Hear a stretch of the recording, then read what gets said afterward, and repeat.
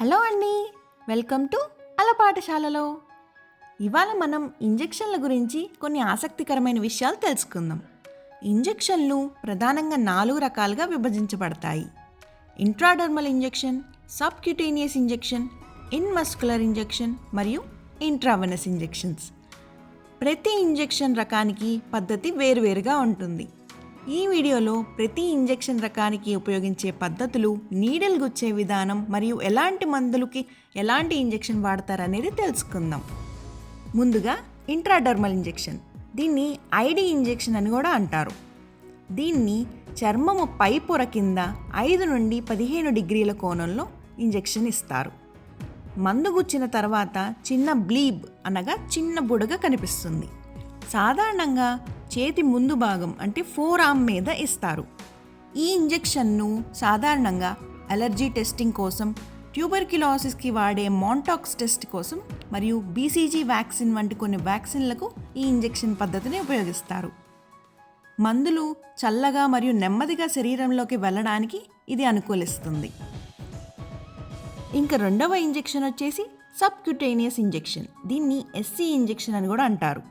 చర్మం క్రింద ఉండే కొవ్వు పొరలో 45 నుండి 90 డిగ్రీల కోణంలో ఇస్తారు. చర్మాన్ని నెమ్మదిగా లాగి పట్టుకొని నీడిల్ను కొవ్వు పొరలో గుచ్చుతారు. సాధారణంగా పొట్ట పక్క ప్రాంతం కానీ, తొడ కానీ, లేకపోతే చేతి పైభాగంలో కానీ ఈ ఇంజెక్షన్ ఇస్తారు. షుగర్ నియంత్రణ కోసం వాడే ఇన్సులిన్స్, రక్తనాళాలు గట్టిపడకుండా వాడే హెపరిన్ మరియు ఎంఎంఆర్ వ్యాక్సిన్ వంటి కొన్ని వ్యాక్సిన్లకు ఇది ఉపయోగిస్తారు. ఇది కూడా మందులు మెల్లగా శరీరంలోకి పంపించడానికి చాలా ఉపయోగకరమైంది. మూడవ ఇంజెక్షన్ వచ్చేసి ఇన్మస్కులర్ ఇంజెక్షన్, దీన్ని ఐఎం ఇంజెక్షన్ అని కూడా అంటారు.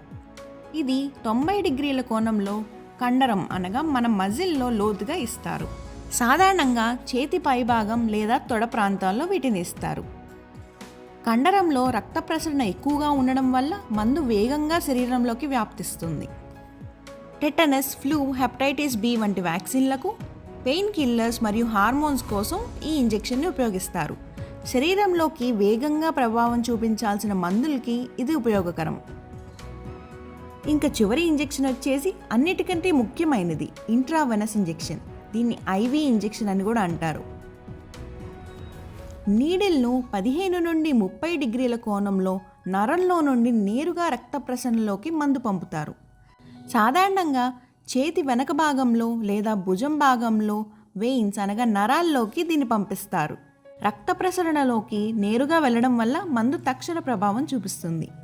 ఈ ఇంజెక్షన్ యాంటీబయోటిక్స్, కీమోథెరపీ మందులు, డీహైడ్రేషన్ కోసం ఇచ్చే ఫ్లూయిడ్స్ మరియు అత్యవసర మందులు ఇవ్వడానికి వాడతారు. తక్షణ ప్రభావం అవసరమైనప్పుడు లేదా ఖచ్చితమైన మోతాదును ఇవ్వాల్సినప్పుడు ఇది ఎంతో ఉపయోగపడుతుంది. ఐవి ఇంజెక్షన్ అనేది చాలా జాగ్రత్తగా చేయాలి. తప్పిదాలు జరిగితే శరీరంపై తీవ్ర ప్రభావం చూపించవచ్చు. ప్రతి ఇంజెక్షన్ పద్ధతి, విధానం ప్రత్యేకమైనది. దీనిని శాస్త్రీయంగా మరియు నెమ్మదిగా చేయాలి. అనుభవం లేని వారైనా ఈ పద్ధతులు అనుసరించడం ద్వారా సరైన ఫలితాలు పొందగలరు. కానీ ప్రాక్టీస్ లేకుండా ఇంజెక్షన్లు ఇవ్వడం ప్రమాదకరం. కేవలం శిక్షణ మరియు అనుభవం ఉన్నవాళ్ళు మాత్రమే ఇంజెక్షన్ ఇవ్వాలి. తొందరపాటు లేదా నిర్లక్ష్యం ప్రమాదకరం. ఈ వీడియో ద్వారా మీరు కొత్త విషయాలు తెలుసుకున్నారని ఆశిస్తున్నాము. మీకు కనుక ఈ వీడియో నచ్చినట్టయితే లైక్ చేసి సబ్స్క్రైబ్ చేయండి. మీ ఫ్రెండ్స్ అందరికీ ఈ వీడియోని షేర్ చేయండి.